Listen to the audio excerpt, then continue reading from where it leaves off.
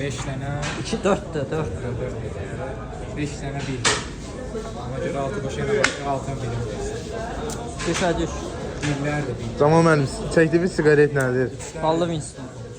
Nəyə görə bu siqareti üstün tutursunuz digər siqaretlərdən? Altın içinde. Ballıdır, adı üstündə ballı. Yəni tamına görə bunu seçmisiniz Adı də. qaşan sən düşdün də Fərdən. O ilə vəziyyət Ya gəlir. biller de yok işte. 3'lərdir, 3'lərdir. Məcburam ha. Bizim geçirdiğimizden.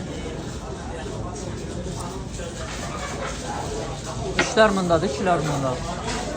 Neçə stəkan çay içdiniz bugün? Mən 5.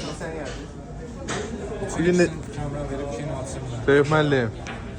Şeyh müəllim, kameralara baxa bilərsiniz. Bu məşhurdur, çox dünyaca məşhur damyosudur.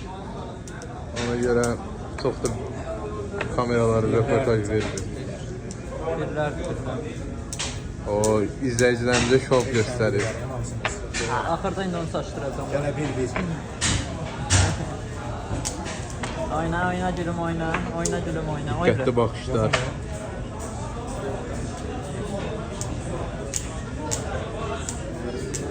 Asas dilimiz, görün kimi götürmüşsünüz işe. Versin bizimle. Çünkü neyse. Burnu aktı. Burnundan çıkardı, burnunu pis elədi. Biraz oyunu çəkək. Vazo. Bu ikinci rounddur. Var.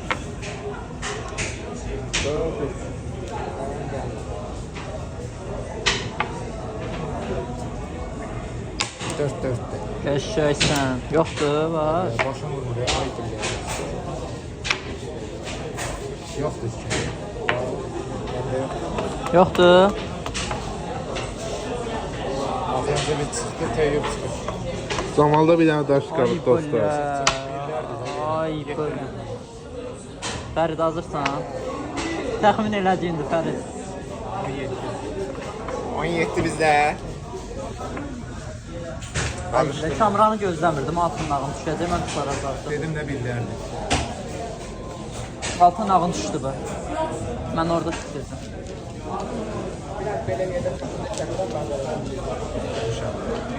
Evet, zaten ne var ki 5 tane yaşıyor.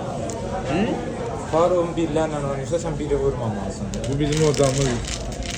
Binəqədi rayonunda nəydi, damla ustası. Devlet saat 5'ten sonra damla olmayan. Daminonun Mangus Karseni. Nəydi? Azərbaycanın xidmətçinin adı neydi? Teyyib Rəcəb. Teyyib, yox.